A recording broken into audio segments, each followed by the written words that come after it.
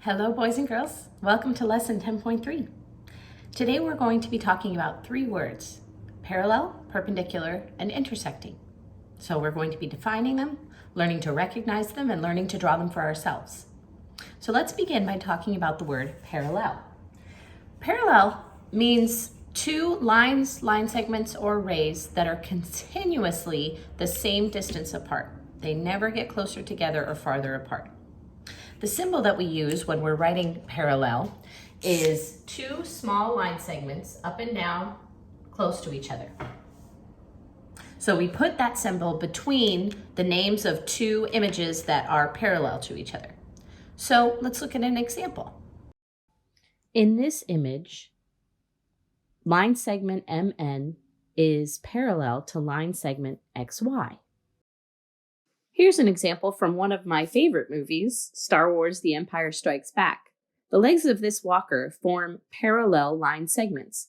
If you look at them, they never get closer together or farther apart. Next, let's talk about the word perpendicular. Perpendicular are lines, line segments, or rays that come together at a 90-degree angle, a perfect corner.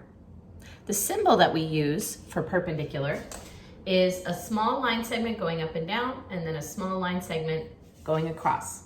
And that symbol we put in between the names of images that are perpendicular to each other. Let's look at an example of that. Here we see ray AB perpendicular to ray CB, and they connect at point B. Here's an example from Star Wars again. The back end of this spaceship, you can see perpendicular line segments. They come together, forming a perfect corner angle. Finally, let's talk about the word intersecting. Intersecting just means that they come together at any angle. So think about an intersection. That's where two roads connect to each other with a light or a stop sign. It doesn't matter what angle they come together at, as long as they are connected to each other, they are intersecting. So perpendicular lines are also intersecting. There isn't a symbol for this, but it's an important word that we're going to need to know today. So let's look at some examples of images that are intersecting. Here we see line ST intersecting with line PQ. Or take a look at this image from Minecraft. At the bottom, you can see the corner of the grass forms line segments that intersect, not necessarily at a perfect corner, but they do intersect. Let's take a moment to do the activity at the top of page 28 in your packet together. Read the directions carefully. Draw and label, so that's two things to do, draw and label, ray YX perpendicular to ray YZ, intersecting at point Y. Now we really need to examine these directions before we start to write. I said ray because the symbol above the letters shows that they are rays. They have an arrow with an arrow only facing one direction. Also, this symbol tells me that they have to be perpendicular, meaning come together at 90 degrees. So these are important things to think about as you're planning what you're going to do. They come together at 90 degrees. Intersecting at point Y. So the word intersecting, what does that mean? Well, intersecting, like an intersection where roads come together or connect. So these are going to come together at point Y. So before we get started, we need to examine those things, make sure we understand what it's asking us to do. Now, step one, we are going to need a straight edge. I'm using a ruler, but you can use anything with a hard edge, like a folder or a book. It says draw and label YX. So we know that the point where they're going to come together is point Y. They gave us a ray to start with. So let's put YX on this ray that they gave us. Now, we need to make this come together at 90 degrees. So you can use your protractor, but the protractor is a little bit big. For 90 degrees, that's a perfect corner. So you can use anything that has a perfect edge, like say this notepad that I have, where it comes together here is 90 degrees.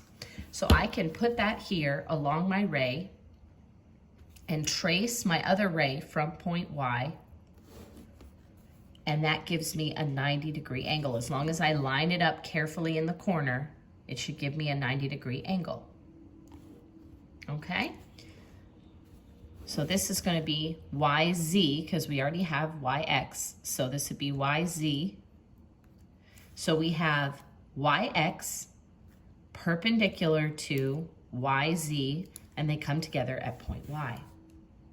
So we made sure that they connected at point Y, and we made sure that it was 90 degrees.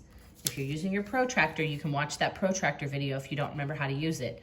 But for a 90-degree angle, you can trace anything that's a perfect corner, because all perfect corners like this are 90 degrees. So name the figure you drew.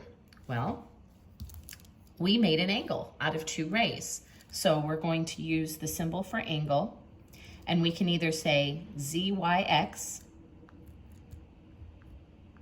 or we can go the other way and say angle XYZ. Either way is correct. We just have to make sure the Y is in the center because that's the point where they intersect. Can you classify the figure, meaning put it into a group? Well, it's a right angle. It asks us to explain, so we could say how I know that is because the rays connect at 90 degrees. So I answered the question, it's a right angle, and I explained because the rays connect at 90 degrees. Let's do the bottom together. Draw and label line segment, that's a little line with no arrows, so that's a line segment QR, perpendicular to line segment ST. So parallel lines never intersect. They are always the same distance apart. So I'm going to still use my ruler, and I have to make these lines parallel to each other, line segments, pardon me. So I'm going to draw a straight line segment, and I'm going to put Q at one end and R at the other. So that's line segment QR. Now I'm going to move my ruler down a bit, and I'm going to make it as equal apart as possible, not slanted in any way. And that will be line segment S and line segment T. So notice they're the same distance apart the whole way. I could check that by measuring. I could actually use my ruler and see that they're about 1 centimeter apart at the beginning and at the end. And I have QR and ST, and they are line segments with no arrows. All right, the last problem. Here we go, the last two problems. Use the figure for 2 and 3. So here's the shape we're going to use. Name two sides that appear to be parallel.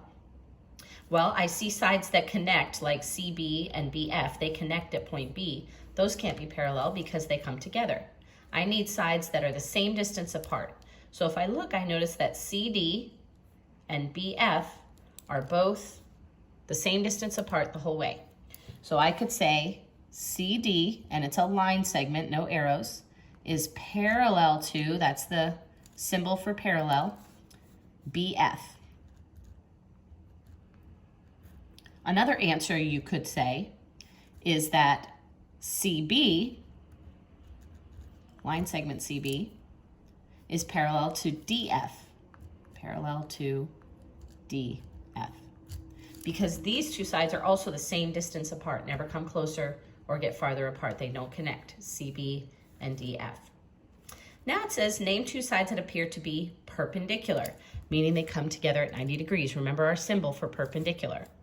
So I notice here that all the corners are perpendicular to each other. They're all right angles. I could check that by using a corner like the corner of my ruler and put it in there, and I see that it's a perfect square. So that's 4 different answers that I could put. I could put CD is perpendicular to CB. CD is perpendicular to CB. I could say that CD is perpendicular to DF.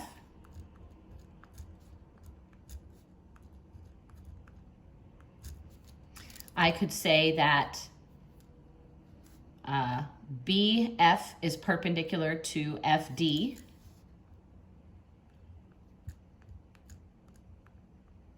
I forgot some symbols here. Make sure I label them correctly. Let's see, which corner haven't I put? This one, CD and CB. This one, BF and FD. Oh, FD and CD. Oh no, I have that one there. Which one am I missing? CB. Oh, CB and BF, this one here. CB is perpendicular to BF. I know it has 4 corners. Forgive me for making you wait. Okay, so there's 4 different answers there that we could put. Now you are going to do pages 29 and 30 using these concepts, using the symbols for perpendicular and parallel. Read the directions carefully, and the answer key will be posted soon. When we finish talking about these words and looking at some examples of how to use the words, you're going to do some practice on your own. As I mentioned, in your packet, you're going to do pages 29 and 30. When you're finished, you can correct them. Miss Pepin and I will be posting answer keys. You can also let Miss Pepin and I know when you've got them done. Your homework is lesson 10.3 in your homework book, and that we will need to see a picture of. So you can take a picture of it and dojo it or email it to me, my students, Miss Pepin's students. I believe she's having you upload it on Canvas. You can comment below if you have any questions or need anything explained. And Miss Pepin's students, don't forget you can get in touch with her if you have any problems. We'll see you tomorrow for lesson 10.4. Bye-bye.